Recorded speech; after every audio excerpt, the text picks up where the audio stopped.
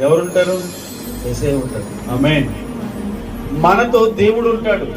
కాబట్టి మన జీవితం విరిగినట్టు, పగిలినట్టు, అంతా అయిపోయినట్టుగా మన జీవితం అనిపించిన, మన జీవితం ద్వారా దేవునికి మహిమ వస్తుంది. మన ద్వారా అనేకులకు రక్షణ, ఆశీర్వాదం అనేది వస్తుంది.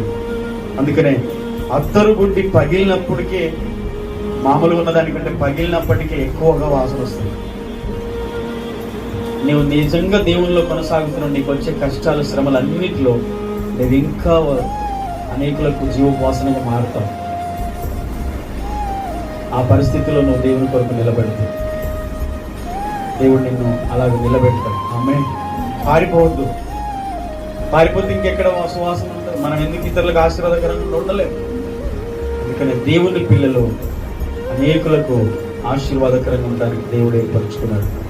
కాబట్టి పగిలిన అత్తరు బుడ్డి సువాసన వెదజల్లడం ఎలాగో జరుగుతుందంటే, అది పగిలినప్పుడే చుట్టూ దాని సువాసన